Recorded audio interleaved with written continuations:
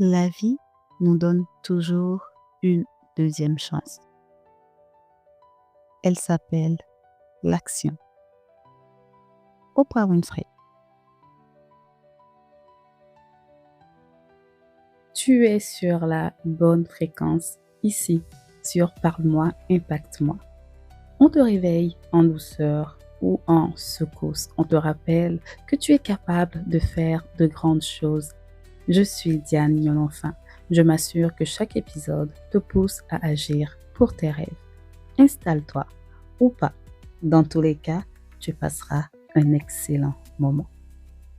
À tout de suite. Hello toi. J'espère que ce message te trouve en pleine forme. Sinon, je souhaite, je prie que ça aille mieux. Aujourd'hui, je te parle du questionnement de nos rêves, de leur légitimité. Et je termine par un petit poème que je t'invite à t'approprier. T'es-tu déjà posé la question, est-ce que je mérite ce dont je rêve? Est-ce que j'en demande trop? Suis-je légitime? La question que je te pose est, pourquoi ne serais-tu pas légitime? Si tu ne l'es pas, alors qui l'est? Et au nom de quoi?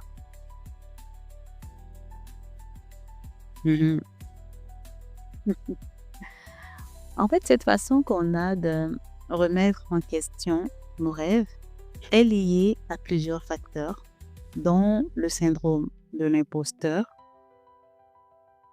la peur du rejet et le conflit entre la posture actuelle et celle à laquelle tu aspires.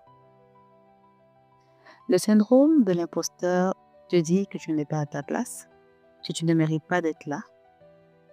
Qui es-tu pour vouloir ça? Il vient de la comparaison sociale excessive et de la valorisation de la performance au lieu du processus. Ton cerveau va donc confondre ne pas encore savoir avec ne pas être à sa place. La peur du rejet. Le besoin d'appartenance est fondamental chez l'être humain, tu le sais. Alors, lorsque tu as des rêves qui sont en décalage avec ton entourage, ton environnement, tu peux avoir cette peur d'être rejeté, d'être traité différemment si tu y arrives. Donc, inconsciemment bloquer ton succès. Ton cerveau va alors t'auto-saboter car il veut préserver les liens. Ensuite, le conflit entre l'état actuel et celui désiré. Si tu rêves grand, tu dois évoluer, t'améliorer. Tu vas donc changer. Par défaut, le cerveau va préférer la cohérence parce que c'est sécurisant. C'est son confort. Tu vas donc laisser ton état, tes conditions actuelles, limiter ce que tu peux accomplir. Alors qu'en réalité, tu as besoin de grandir, de te développer pour te rendre à destination. Ces trois facteurs sont tous des mécanismes de protection. Tu l'as compris, ça vient de ton cerveau. Et ces mécanismes doivent sauter car ces verrous forcent la stagnation et t'empêchent d'éclore. La légitimité résulte de l'action et pas l'inverse. La vraie question c'est, es-tu prêt, prête à t'engager, à évoluer? Si tu veux progresser, tu ne peux pas éviter l'inconfort. Alors, comment sortir de ces représentations et de ces doutes? La clé, c'est de rééduquer ton cerveau. Il est conçu pour éviter la douleur, rechercher la sécurité, économiser l'énergie. Donc, face à l'inconfort, la peur, le doute, les efforts, l'exposition, il se met en alerte et t'envoie des pensées de protection. Stop, danger, pas légitime, etc. L'inconfort est donc interprété comme une menace, même lorsqu'il ne l'est pas. Cependant, quand le cerveau comprend qu'il n'y a en réalité pas de danger, il assimile. Donc, chaque petit pas que tu fais pour sortir de ta zone de confort va dire à ton cerveau, ah, il n'y a pas de danger finalement. Et ainsi, petit à petit, ta tolérance à l'inconfort s'élargit. Mais chaque fois que tu t'arrêtes, parce que l'un de ces facteurs de l'inaction te parle, tu dis au cerveau, oui, oui, il y a danger. Ce que tu veux, c'est qu'il associe l'inconfort à une opportunité de grandir et à force de répétition, qu'il acquiert une sécurité nouvelle. Prouve à ton cerveau qu'il n'y a pas de danger et il arrêtera de t'envoyer des signaux d'alerte. En d'autres mots, défie la peur, le doute, l'inconfort et ton champ du possible s'élargira. Tu ne questionneras plus la légitimité de tes objectifs et même si ça arrive, tu as déjà la réponse ancrée. Tu es légitime de rêver grand.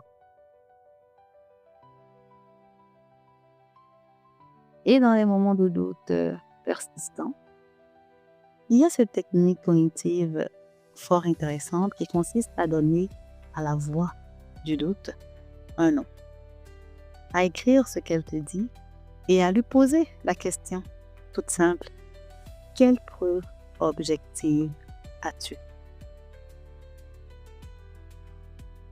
Cette technique permet de mettre le doute sur le spot et d'ainsi le déstabiliser.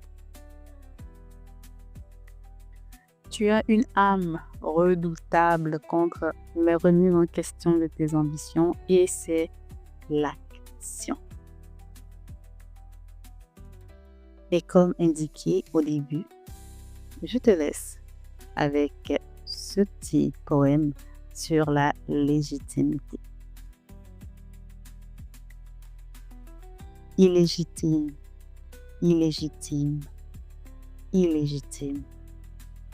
Illégitime dans mon désir d'épanouissement, illégitime dans mon choix de changement, dans ma quête de paix, illégitime car je suis à un rang convoité où les prières d'autres restent inexhaustées, illégitime car coupable de vouloir plus, de vouloir mieux, de croire qu'il y a plus à l'intérieur de moi, illégitime de ne pas trouver de sens à ma vie au lieu de me taire et d'être reconnaissante, illégitime mais tourmentée, illégitime malgré le mal-être en moi, constant, consistant, persistant, percutant, illégitime, mais encore incapable d'abdiquer la flamme, elle refuse de s'estomper.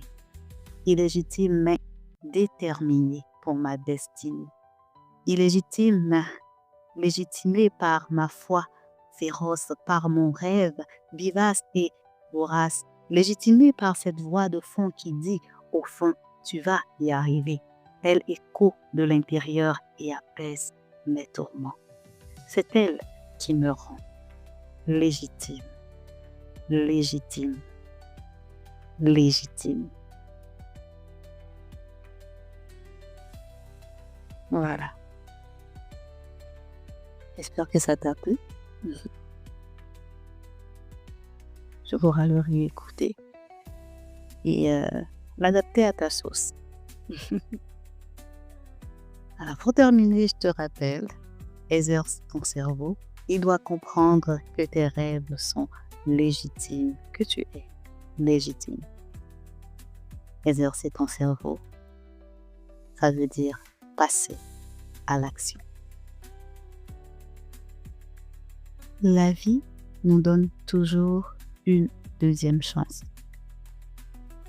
Elle s'appelle l'action.